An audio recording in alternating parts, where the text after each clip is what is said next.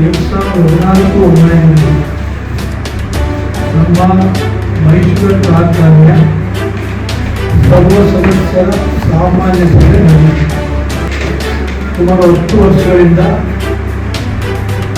ಯಾವುದೇ ಸರ್ವ ಸದಸ್ಯರ ಸಾಮಾನ್ಯ ಸಭೆ ಬಹಿರಂಗವಾಗಿ ನಡೆದಿಲ್ಲ.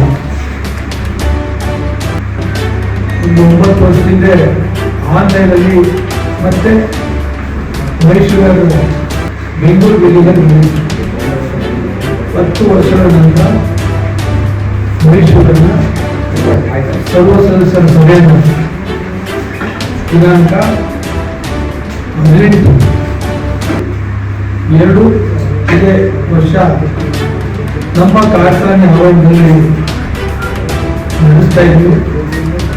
ನನ್ನ ಎಲ್ಲ ಷೇರುದಾರ ಸದಸ್ಯರು ಈ ಒಂದು ಸರ್ವ ಸದಸ್ಯರ ಸಭೆಗೆ ಆಗಮಿಸಿದ ಮೂಲಕ ಸಕ್ಕರೆ ಕಾರ್ಖಾನೆಯ ಎಲ್ಲ ಆಗು ಹೋಗುಗಳನ್ನು ಮುಕ್ತವಾಗಿ ಚರ್ಚೆ ಮಾಡಬೇಕು ಅಂತ ನಾನು ಮಾಡ್ತೀನಿ. ಜೊತೆಗೆ ತಮ್ಮ ಏನು 82ನೇ ಮತ್ತು 83ನೇ ವಾರ್ಷಿಕ ವರದಿಯ ಪುಸ್ತಕಗಳೇನಿದೆ ಇದನ್ನ ನಮ್ಮ ಕಾರ್ಖಾನೆ ಆವರಣದಲ್ಲಿ ಈಗಾಗಲೇ 1 ವಾರದಿಂದ ನಾವು ವಿತರಣೆ ಮಾಡ್ತಾ ಇದ್ದೀವಿ. ಅಲ್ಲೇ ಹೋಗಿ ಇದನ್ನ ಪಡಿಬೇಕು ಅಂತಕ್ಕಂಥದ್ದು ಕೂಡ ನಾವು ಪ್ರಚುರಪಡಿಸಿದ್ದೀವಿ ಮಾಧ್ಯಮ ಮೂಲಕ. ಈಗ ತಮ್ಮ ಮೂಲಕವೂ ಕೂಡ ಇದನ್ನ ಹೇಳ್ತಾ ಇದ್ದೀವಿ. ದಯಮಾಡಿ ಎಲ್ಲರೂ ಕೂಡ ಈ ಒಂದು ವಾರ್ಷಿಕ ವರದಿ 2015-16 2016-17 ವಾರ್ಷಿಕ ವರದಿಯನ್ನು ನಾವು ಅವತ್ತು 18ನೇ ತಾರೀಕು ಮಂಡಿಸ್ತಾ ಇದ್ವಿ. ಅದೆಲ್ಲ ಮಾಹಿತಿಯನ್ನು ಪಡಿಬೇಕು. ಜೊತೆ ಏನಾದ್ರು ಪ್ರಶ್ನೆ ಕೇಳೋದಿದ್ರೆ ತಾವು 12ನೇ ತಾರೀಕು ಒಳಗಡೆ 1 ವಾರದ ಮುಂಚೆ ಕೇಳಬೇಕಾಗುತ್ತೆ. 12ನೇ ತಾರೀಕು ಒಳಗಡೆ ಲಿಖಿತವಾಗಿ ನಮಗೆ ಪ್ರಶ್ನೆ ಕೇಳಿದ್ರೆ ಖಂಡಿತವಾಗಿಯೂ ಕೂಡ ನಾವು ಉತ್ತರ ಕೊಡ್ತೀವಿ ಅಂತಕ್ಕಂಥದ್ದನ್ನು ಹೇಳ್ತಾ, ಇದು ಜೊತೆಯಲ್ಲಿ 2015 16 ವಾರ್ಷಿಕ ವರದಿಯನ್ನು ನಡೆಸ್ತಾ ಇದ್ವಿ. 17, 18, 18, 19, 19, 20, 20, 21, 21, 22, 22, 23, 23, 24, 24, 25 ಆಗಿದ್ದು ಕೂಡ ರೆಡಿಯಾಗಿದೆ. ಅದನ್ನು ಕೂಡ ಮಾರ್ಚ್ ಒಳಗಡೆ ಸಂಪೂರ್ಣವಾಗಿ IT ಫೈಲ್ ಮಾಡುವ ಮೂಲಕ ಮೈಸೂರು ಸಕ್ಕರೆ ಕಾರ್ಖಾನೆಯ ಎಲ್ಲ ಆಡಿಟ್ ವರದಿಯನ್ನು ಅಂತಿಮಗೊಳಿಸತಕ್ಕಂಥದ್ದು ಸಂಪೂರ್ಣವಾಗಿ ಪಾರದರ್ಶಕವಾಗಿ ಷೇರುದಾರರಿಗೆ ರೈತ ಬಂಧುಗಳಿಗೆ ಒಳ್ಳೆಯ ಮಾಹಿತಿಯನ್ನು ಕೊಡ್ತಕ್ಕಂಥದ್ದನ್ನ ತಮ್ಮ ಮೂಲಕ ಮಾಡಿ ತಿಳಿಸ್ತಾ ಇದ್ದೀವಿ.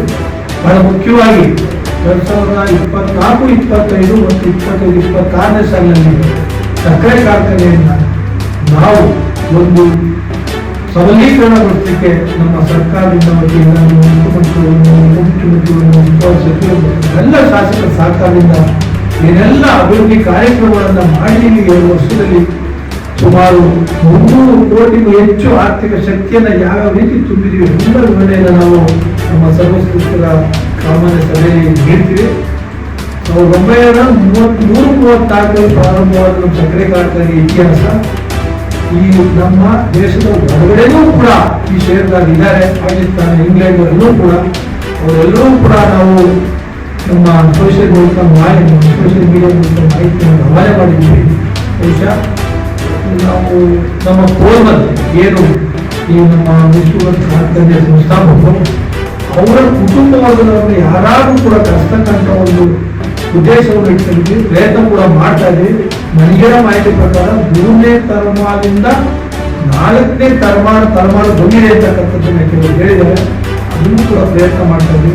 ನಾವು ಕೂಡ ಈ ಒಂದು ಸರ್ವ ಸದಸ್ಯರ ಸಾಮಾನ್ಯ ಸಭೆಗೆ ಆಗಮಿಸಿ ನಮ್ಮ ಕಾರ್ಖಾನೆ ಆಗುವವರನ್ನು ಮತ್ತು ಭವಿಷ್ಯ ದೃಷ್ಟಿಗೆ ನಾವೇನು ಇದನ್ನು ಒಂದು ನೀಲದಕ್ಷಿಣ ತಯಾರು ಮಾಡಿ ಅತ್ಯುತ್ತಮವಾದ ಸಂಸ್ಥೆಯಾಗಿ ನಾವು ಕಟ್ಟಲಿಕ್ಕೆ ಪ್ರಯತ್ನ ಮಾಡಿದ್ದೀವಿ. ಆ ಎಲ್ಲ ಮಾಹಿತಿಯನ್ನು ತಮಗೆ ಕೊಡ್ತೀವಿ ಅಂತಕ್ಕಂಥದ್ದು ಹೇಳ್ತಾ ಎಲ್ಲರೂ ಕೂಡ ಆಗಮಿಸಬೇಕು ಅಂತಕ್ಕಂಥದ್ದೇ ಸಕ್ಕರೆ ಕಾರ್ಖಾನೆ ಅಧ್ಯಕ್ಷರಾಗಿ ನಾನು ವಿನಮ್ರವಾಗಿ ವಿನಂತಿ ಮಾಡ್ತೀನಿ. ನಮ್ಮೆಲ್ಲ ಡೈರೆಕ್ಟರ್ಸ್ಗಳು ಏನಿದ್ದಾರೆ, ನಮ್ಮ CNI ಸೆಕ್ರೆಟರಿ ಆಗ್ಬೋದು, ಶುಗರ್ ಕಮಿಷನರ್ ಆಗ್ಬೋದು, ಮತ್ತೆ ಕೃಷಿ ಆಯುಕ್ತರಾಗ್ಬೋದು, ಜೊತೆಗೆ ಫೈನಾನ್ಸ್ ಡಿಪಾರ್ಟ್ಮೆಂಟ್ ಈ ಯಶಸ್ವಿ ಸಭೆಗೆ 10 ವರ್ಷಗಳಿಂದ ನಡೀತಾ ಇರ್ತಕ್ಕಂಥ ಸಭೆಯನ್ನು ನಡೀತಾ ಇರ್ತಕ್ಕಂಥ ಅದೆಲ್ಲ ಒಂದು ಆರೈಕೆ ಇರಲಿ ಅನ್ನುವಂಥದ್ದನ್ನ ತಮ್ಮ ಮೂಲಕ ಷೇರುದಾರರಿಗೆ ಮತ್ತು ದೇಶದವರಿಗೆ ಮತ್ತೊಮ್ಮೆ ಮೊದಲೊಮ್ಮೆ ಮುಖ್ಯ ಸರಿ. ಮತ್ತೆ ಕಳೆದ ಮಾರ್ಚ್ 25-26 ಇನ್ನೂ 10 ಕೋಟಿ ಏತರವಾಗಿ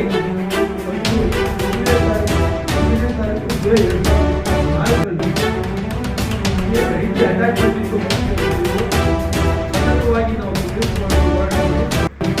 ಮುಕ್ತ ಮಾಡಿ ನಾವು ಆ ಒಂದು ಐಟಿ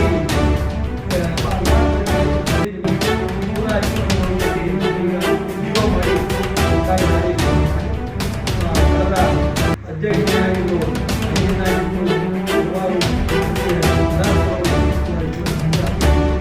ಬಹುತೇಕ 300 ಕೋಟಿ ಅಂತಂದ್ರೆ 23 ಕೋಟಿ 23 ಎಕರೆ ಭೂಮಿ ನೆಲಮಾಳು ಭೂಮಿಯನ್ನು ಈಗ ಕಂದಾಯ ಇಲಾಖೆ ಮೂಲಕ ಅವರಿಗೆ ಎವಿಕ್ಷನ್ ಆರ್ಡರ್ ತಂದು